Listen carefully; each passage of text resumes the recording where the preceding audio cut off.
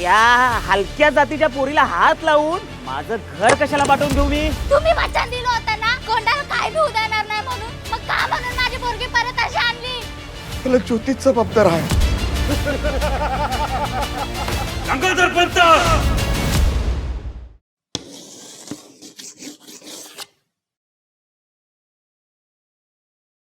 वैद्यबुवा, वैद्यबुवा, वैद्यबुवा, लवकर बाहेर या. वैद्यबुवा, ही कोंडा बघा ना. कोंडा? काय रे, कोणापैकी आहे ही? ही राणबाची नात आहे. अरे कोण रानबा? तो रानबा सुतार, तो रानबा साळी का तो आपला रानबा घोरपडे? अरे असले 10 रानबा परिचयाचे आहेत माझ्या, त्यातली कुणाची नात ही? अहो वैद्यबुवा, तिच्यावर हल्ला झालाय, रक्त गेलंय तिचं खूप. बघतो, पण आधी कोणापैकी आहे ते तरी सांग. राणबा महाराजची नात आहे, तिला तपासा. अरे त्या रानबाची नात आहे नाही? अरे मग एखादी राजकन्या असल्यावर का आग्रह का धरतोयस तू? हे काही नाही, तू आधी दूर हो. आणि ही घाण तू माझ्याकडे कशाला घेऊन आलायस? घेऊन जा ही घाण, तू पहिले दुसरीकडे घेऊन जा. अहो घाण नाही, माणूस आहे, माणूस आहे ती.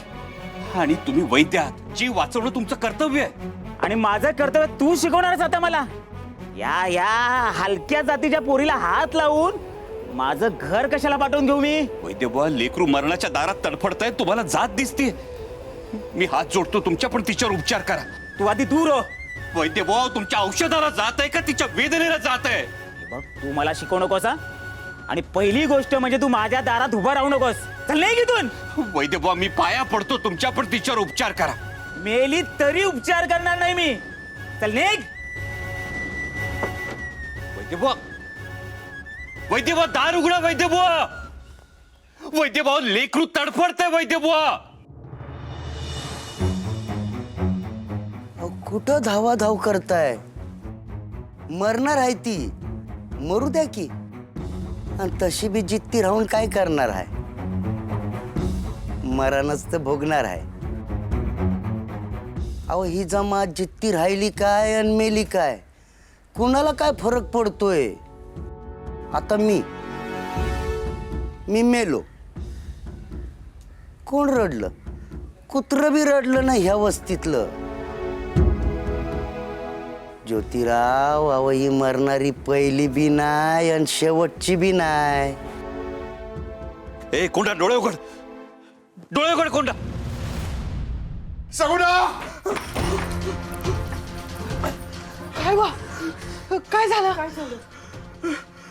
जे होऊ नये ते झालंय. वंगाळ झालंय तेव्हा पांडुरंगा. सगुणा, लय मोठा हल्ला झाला ग, माणूस पिसाळाय. मालक दिसले का तुम्हाला? नाही दिसला. अजून मी समधीकडं माझं काट्या कुऱ्हाडी घेऊन फिरते ती.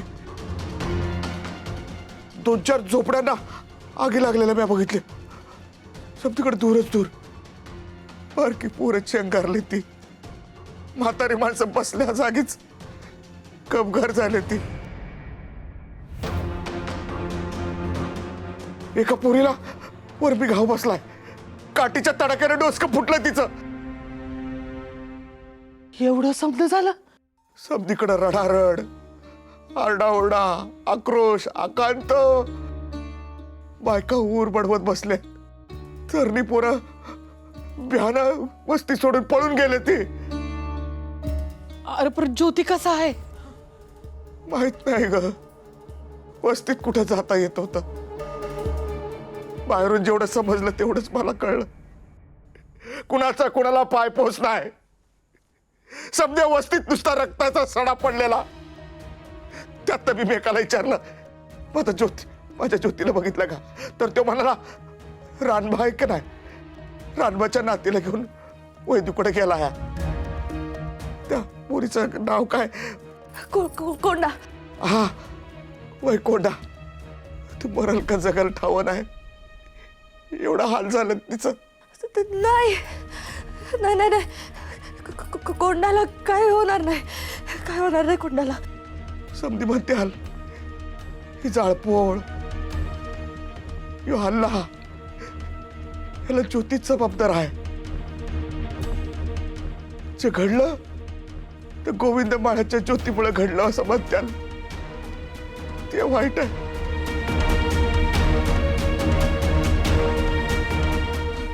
सावे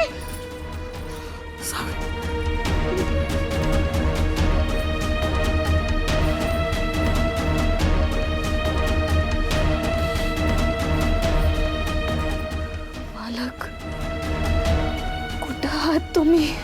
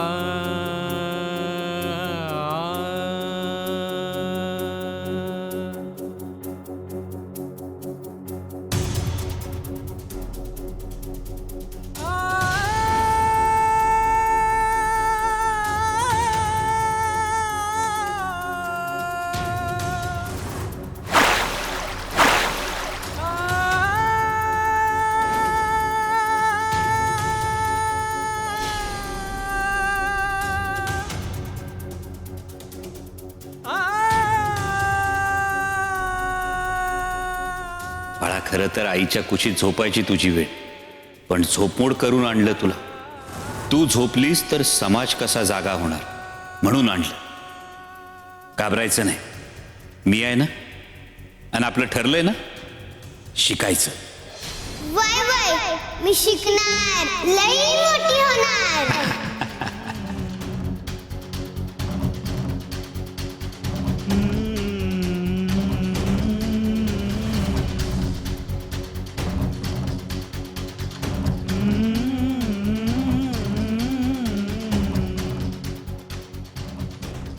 काय खायला आवडेल तुला? शिरा. मी कधी शिरा खाल्ला नाहीये. आणाल तुम्ही? मला शिरा खायचं. आणत भरपूर शिरा आणत आणि माझ्या हाताने बनवलं.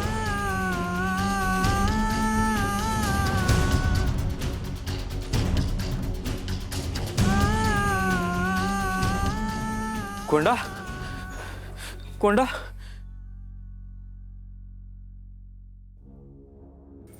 कोंडा कोंडा कोंडा कोंडा. ए कोंडा उठ ना बाळा. ए बघ बघ आई आली. कोंडा उठ, बोल ना माझ्याशी. कोंडा कोंडा कोंडा उठ ना. कोंडा कोंडा असं नसतं करायचं बाळा. उठ ना कोंडा, उठ. ए कोंडा, ए बाळ उठ ना ग. अगं तुला शाळेत जायचंय ना. कोंडा उठ ना ग, बघ ना माझ्याकडं. कोंडा आई आली, बघ ना इकडं. ए कोंडा उठ ना ग, उठ ना. कोंडा उठ.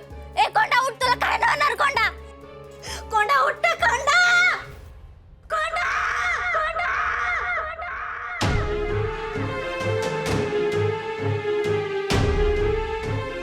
कोंडा उठ ना. कोंडा कोंडा उठ ना ग.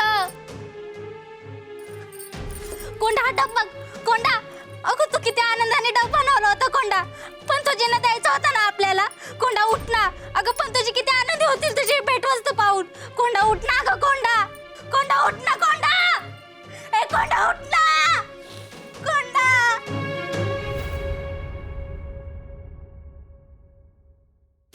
तुम्ही वचन दिलं होतं ना कोंडाला काय भी देणार नाही म्हणून. मग का म्हणून माझी पोरगी परत अशी आणली? तुमच्यामुळं, फक्त तुमच्यामुळं माझी पोरग्याची अवस्था ते. मला काही नको, मला तुमची शाळा नको, शिक्षण बी नको. मला फक्त माझी कोंडा पाहिजे. ए तुळसा, गप गप. त्यांना काय बी बोललं ग बोलणार अहो पोटचं लेकरू आहे माझं. फक्त यांच्यामुळे ही वेळ आली आज माझ्यावर. मला माझे कोंडा परत द्या.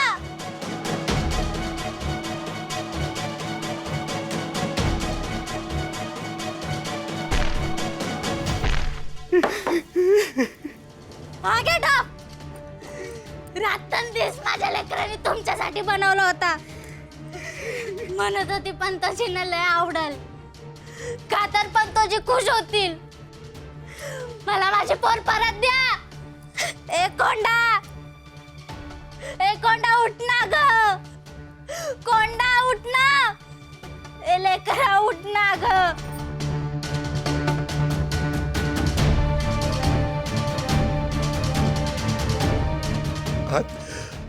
हात जोडतो माय बाप.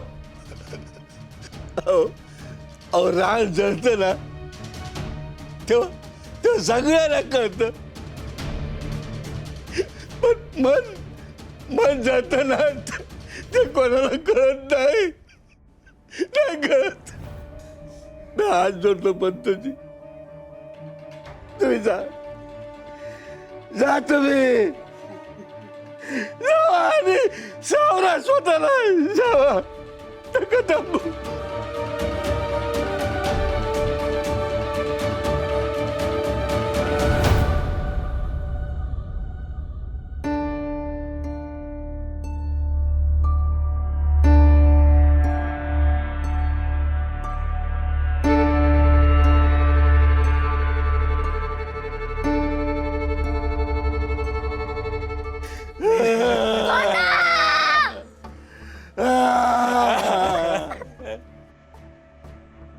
कोंडा उठ ना ग. कोंडा उठ ना. कोंडा. कोंडा.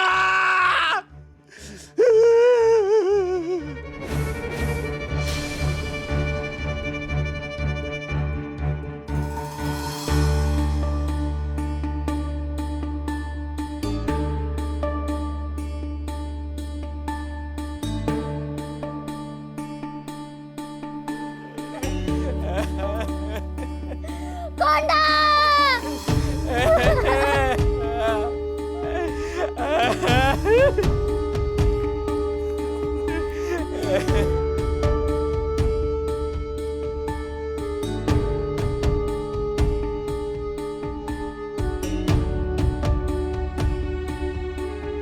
ज्योतिराव, मी बोललो होतो ना व?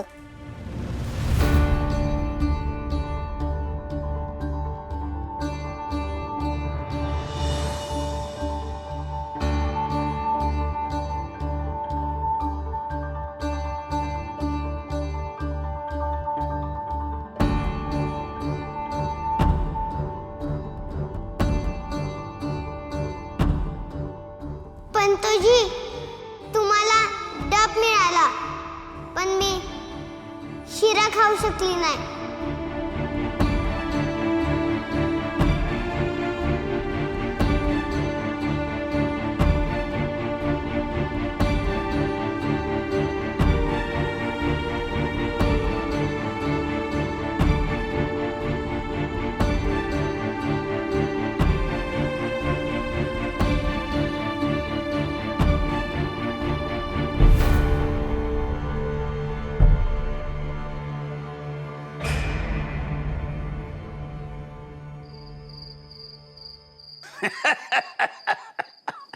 याला म्हणतात आर नाही तर पार.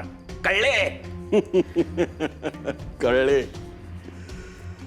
नरहर पंत, तुम्ही करून दाखवले. नाही गंगाधर पंत, आम्ही करून दाखवले असेल पण त्यासाठी तुमचा हात आमच्या डोक्यावर होता आणि यांची वज्रमुठ आमच्या हाताची होती. खूप दिवसांनी डोके फुटले. फुटलीच पाहिजे. ज्या ज्या व्यक्ती शास्त्राला बाधा आणतील त्यांची डोकी अशीच फुटली पाहिजेत. मानाजीराव, फार मोठी जबाबदारी पार पाडलीत तुम्ही. बेसावत असताना उचलून टाकतो काय म्हणावं आता. अरे आता दाखव म्हणावं तुझी मर्दुमकी. अरे ज्याचा खांदा आमच्या शास्त्राला त्याचा कांदाच निखळायला निघाला हा दुष्ट. तरीही ताकदीचा माणूस मानाजीराव म्हणून सहन केलं, नाहीतर खांदा गेला असता कायमचा. आहा अहो खांदा कसा जातोय, अख्खी वस्ती गेली की या खांद्यावर. ते होणारच होते हो. झाले, भरपूर दणके बसले. आता खडूपाटी जरी दिसली ना तरी पळता भुई थोडी होईल त्यांची. आता कोणीही हिम्मत करणार नाही. कायमचा वचकपष्णा. त्या जोत्याला वाटलं होतं आपण 4 अक्षरं शिकवली तर ही माणसं आपल्या बाजूने उभी राहतील, पण आता चितू होईल. कारण एक खात्रीशीर खबर आली आहे, त्या राणबाची नात मेली. काय मिली? एका दगडात 2 पक्षी. मानाजीराव, आता 60 उत्तराची कहाणी 5 उत्तरी सफल संपन्न.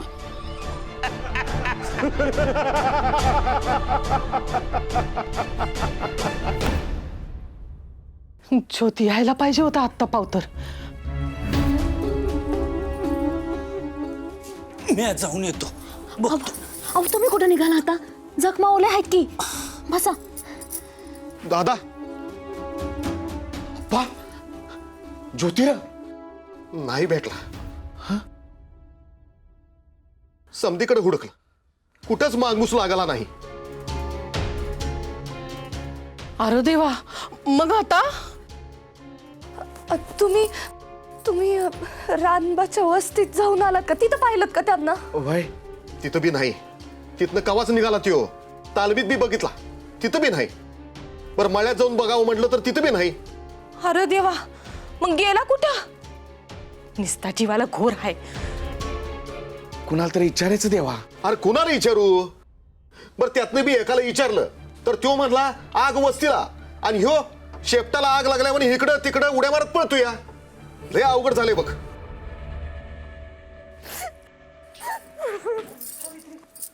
घ्या आता टिप गाळून काय उपयोग आहे? हे समजा होऊ नाही म्हणून बाबा पुत्या म्हणत होतो, पण ऐकलं का तुम्ही? नाही ना. आता बसा रडत. हवा ऐकलं का? हे बघा, तुम्ही जा आणि माझ्या ज्योत्याला घरला घेऊन या बरं.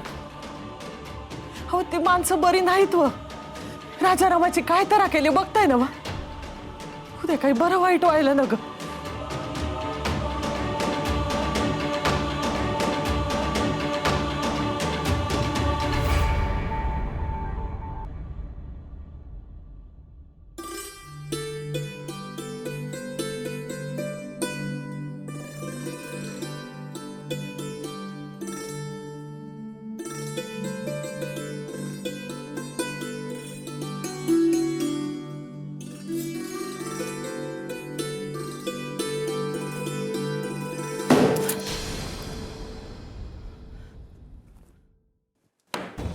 गंगाधर पंत, गंगाधर पंत. नाहीये. कुठे आहे गंगाधर पंत? त्याला सांगा मी आलोय म्हणून. नाहीयेत घरात ते. नाही की मागच्या दारानं पळून गेला? बोलवा गंगाधर पंत. नाही हो, कुठे गेलेत मला खरंच नाही माहिती. देवळात गेले असतील. कोणी माणूस देवळात गेलाय? त्याला सांगा त्या निष्पाप कोंडाच्या रक्ताचा हिशोब घ्यायला ज्योतिराव फुले आला होता. नशीब बलवत्तर म्हणून वाचला गंगाधर पंत. प्रत्येक वेळी नशीब साथ देईलच असं नाही.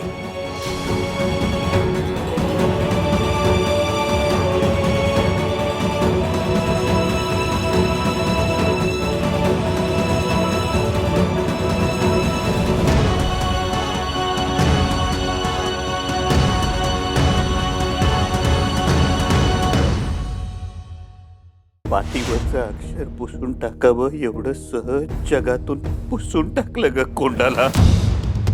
कोंडा, हे आऊ पटकन सावित्रीला शिरा करायला सांग, मी कोंडाला घेऊन येतो. अरे ज्योती थांब, कुठं निघालास बाबा? इकडं कुणी बी नाही र. कोंडा कोंडा असं झोप लावलाय सारखं त्याने. काय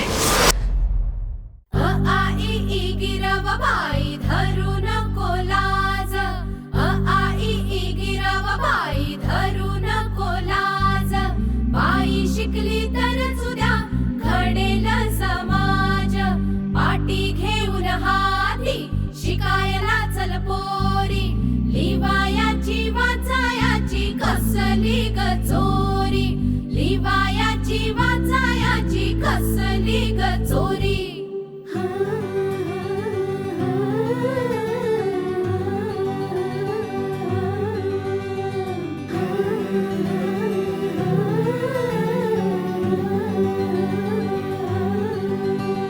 झुंजायाला बळ दिलं, कष्टाला फळ दिलं, जिण सार उजळलं सावित्री माईनं. दार उघडलं बया दार उघडलं.